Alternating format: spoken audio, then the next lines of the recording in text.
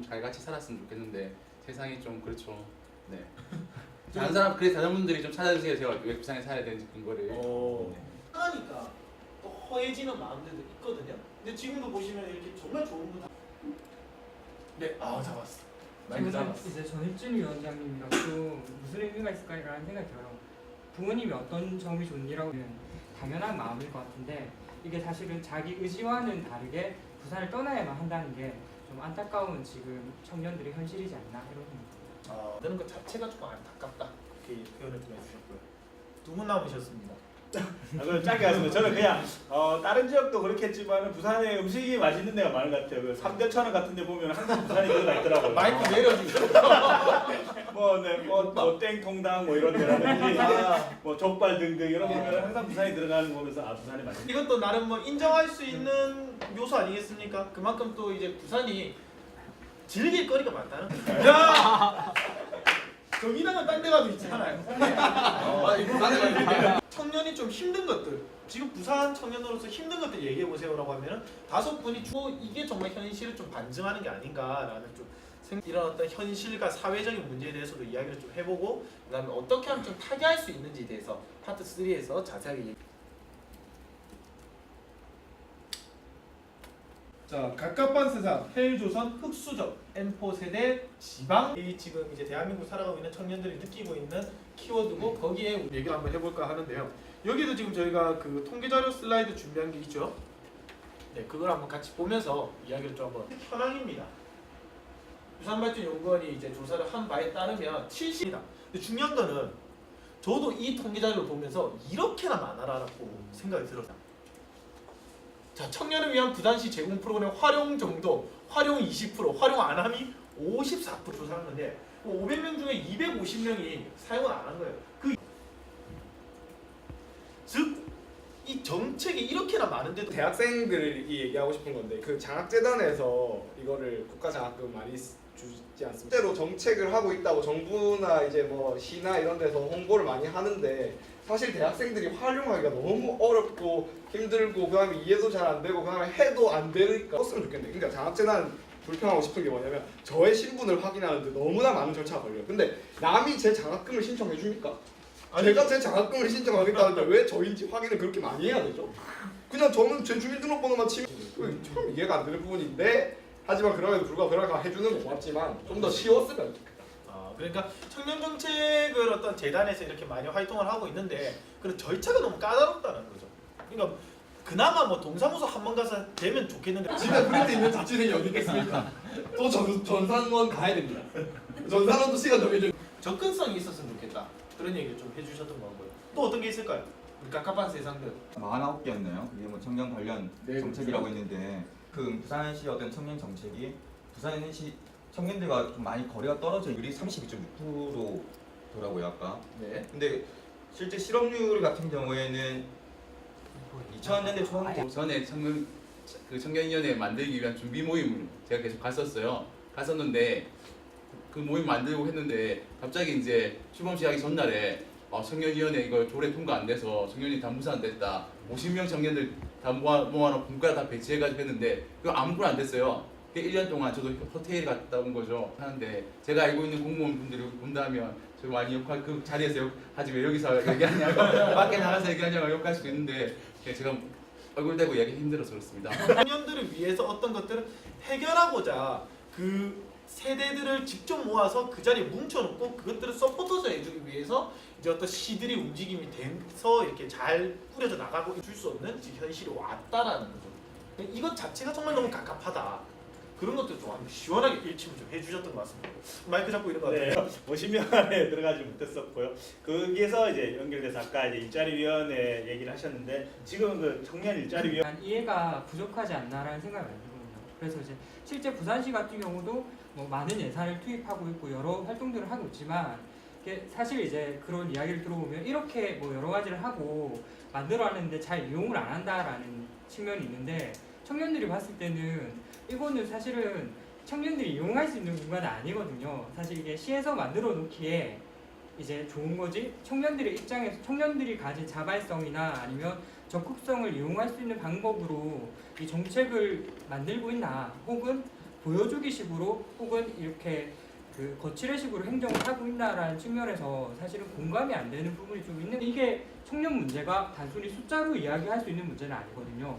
이번에 이제 시장님께서 사실은 청년 일자리를 수만 개를 만들겠다고 공약하셨는데 실제 청년들한테는 개수의 문제가 아니라 질 좋은 일자리가 숫자가 적더라도 더 절실한 문제인데 마치 이게 결혼식 뷔페처럼 뭔가 많이 차려놨는데 먹을 게 없는 상황이라는 게 조금 안타깝고 좀 잘할 수 있는 그런 분위기를 만들었으면 좋겠습니다. 물론 그런 싸움을 연결해주는 프로그램이 있는 걸로 한번 지원해보고 싶었는데 좀 그래가지고 요즘 솔로들이 너무 많더라고요.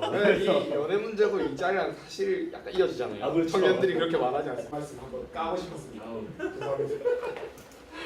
저는 그냥 부산시에 청년 정책이 없다고 생각하거든요. 그 있다고 생각하시는 분 없을걸요. 아마 청년 지나가는 친구들 붙잡고 한다고 생각합니다. 청년 정책 없다 생각합니다. 부산시는. 사실 저도 이걸 조사하면서 안 게 많거든요. 계속해 주세요. 마이크 잡으셨잖아요. 제가 아까 하려고 했던 얘기는 앞으로 이제 시에서 청년 유는 안 부르겠구나. 생각이 우리가 부르겠습니다. 네. 우리가 불러줄게. 참여팀에서 많이 불러주셔서 오늘 이게 문제 여기 근원이 여기 있으니까. 네. 예, 그리고 무슨 얘기 하려고 했죠? 지잡도 내가 봤을 때는 이제 부산시 근처에서 보기 힘들지 않을까. 이벤트를 진행했거든요. 근데 결국 그게 흐지부지 된 걸로 알고 있어요. 그 아침 9시에 타면 사람 북적북적 해가지고 막 미치도록 많은 그런 거는 저는 걸어 다닙니다. 개인적으로 저는 걸어 다니는데 구조적인 문제로 봤을 때 왜 학교가 그런 것을 안 해? 후보들 좀 방문했으면 좋겠다라고 수학생회에서 주진을 했나 봐요. 근데 학교 내에서 강연도 하고 이런 거. 근데 실제 그러니까 이거는 청년 문제에 관심이 없다. 의원들이. 이번에 또 20대 투표 안 한다고 애들이 아니고 20대한테 뭐라 할 게 아니라 절대 숫자가 떨어진다고 해서 그냥 그 유권자를 버리는 거예요. 수치를 버리고 SNS 그 외대도 있고 가톨릭대도 있어요. 근데 대학생들한테 관심이 없는 후보들이 문제라고 생각합니다. 이 정의당의 의견이 어떤지 좀 살짝 진행돼 이제 말씀하신 거 토론회 부분. 네. 그거는 좀 사실관계 틀린 거 아닌가. 네. 국제신문에 한번 네. 정의당 아니야? 한 명 동래구 한 명 무소속이고요. 아 그래요? 네. 새누리당 더민주당에서 응답이 없었다라고 기사에 나와 있었어요. 아. 제가 정리해드리겠습니다. 근데 제가 알기로는 네네. 더불어민주당에서도 그 후보를 보내기로 했다고 들었거든요. 아, 공정 네네. 후보를. 그리고 네네. 그게 그 선관위 그거 상관위에서 네.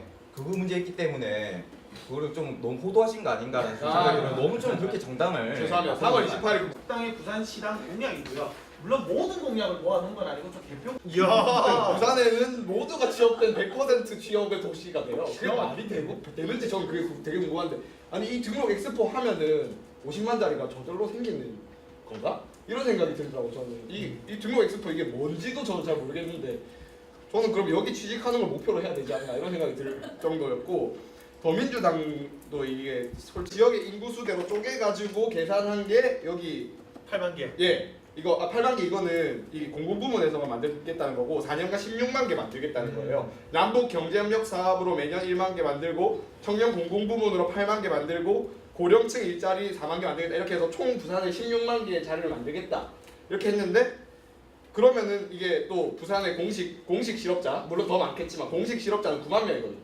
16만 명이 취업이 되면은 문제가 해결. 투표 안 한다고 청년들이 투표 안 하니까 세상이 안 바뀌지라고 말하는 이 새누리당 심지어 4선 의원이 3명, 3선 의원이 6명 이렇게 나오는 정치 세대 교체조차 없는 당이 그런 식으로 저에게 말을 할 때 금정구 기준이죠. 주장했는데 이런 것들이 기성 정치권에서 전혀 받아주지 않았는데 이번에 이제 정전 정책을 좀 보면서 무정당뿐만 아니라 민주당까지도 이렇게 해서 이런 것들 이야기해 주는 게 그래서 이번 20 별거 없고 그리고 민주당까지는 그래도 좀 나았지 않나 생각 좀 했어요. 그래서 완전 없지 않지 않냐 이런 생각 좀 했습니다. 저도 그거 봤는데 민간 부문 고용 할당제 추진한다고 저도 그 굉장히 놀랬거든요. 사실 추진한다는 자체가 사실 저 아버지랑 그거 가지고 어제 토론을 엄청 했습니다. 사실 저는 아버지 죄송합니다.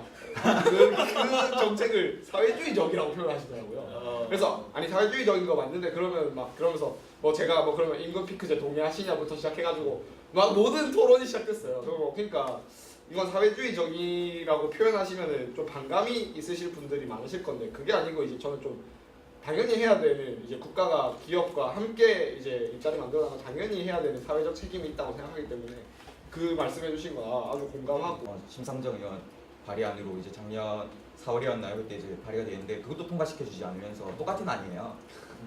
근데 그럼에도 불구하고 통과도 안 시켜주면서 그걸 왜 공약으로 내는지 모르겠는데 하여튼 근데 저는 좀 그래요. 그러니까 항상 정당들이 저희 당도 뭐 이번에 이제 아까 얘기했던 그리고 아까 입자하는 게 반값 등록금이랑 고용보육 시력교육 확대 뭐 요 정도 8가지를 이제 청년 공약. 취준생이에요. 뭐 취업을 하고 나서부터도 청년임은 변함이 없지만은 이제 취업을 하고 나면은 약간 그 이야기에서 조금 벗어나는 듯한 느낌이 들고 결국은 대학생과 취준생에 관련된 정책 이 부분에 대해서 조금 사람들이 많이 좀 만들어 달라 그다음 도와달라는 얘기를 좀 많이 하고 있습니다. 저는 이게 빠지기 조금 아쉬워요.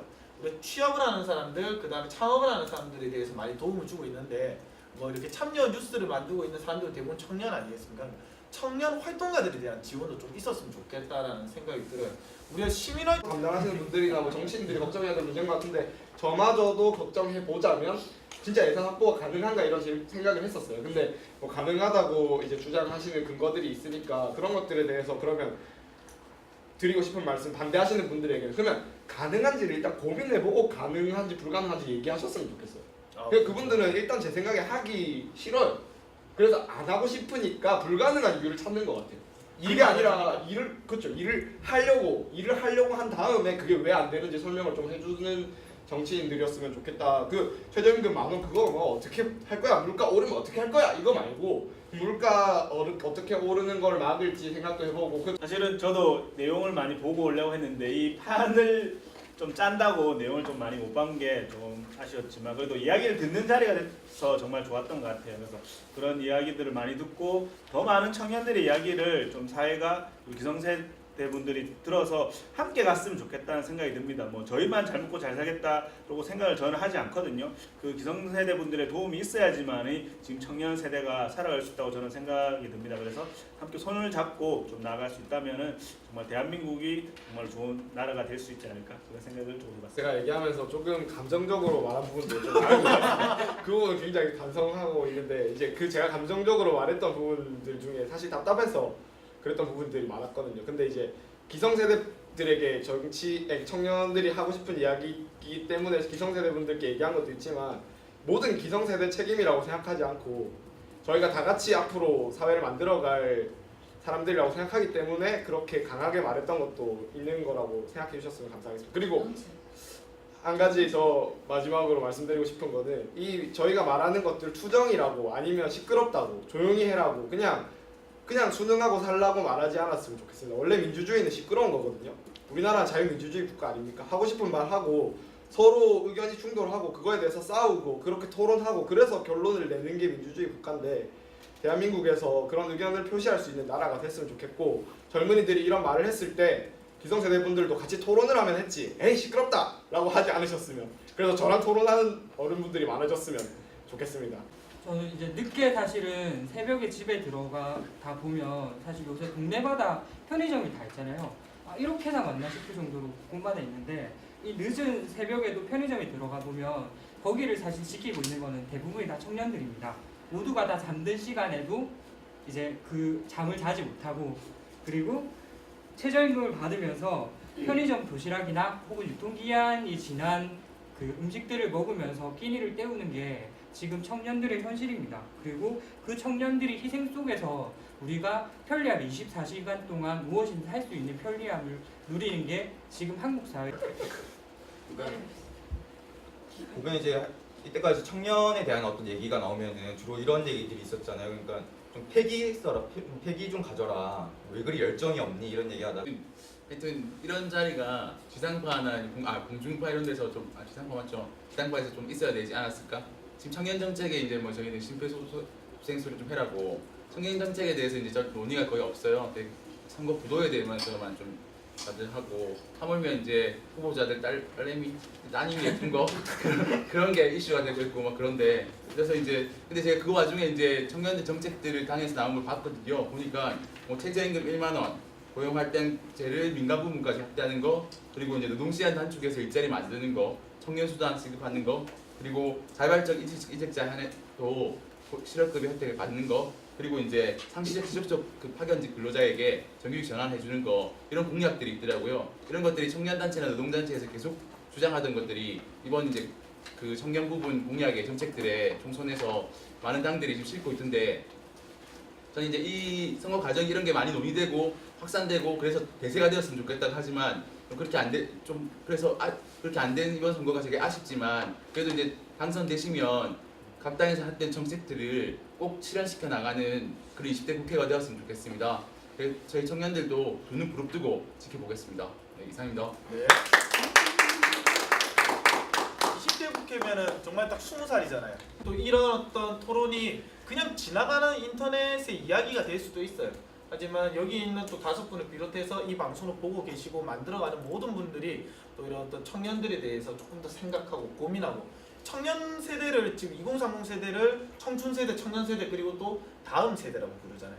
우리 대한민국을 이끌어갈 다음 세대고 그럼 이 다음 세대들은 또 다른 우리 2030 세대를 위해서 무언가를 만들고 결국에 이 대한민국의 미래, 부산의 미래, 그다음에 각각 어떤 작은 가족의 미래를 위해서 하는 활동들이 될 수가 있기 때문에 그런 부분에 대해서 다 관심을 좀 가져줬으면 좋겠고요.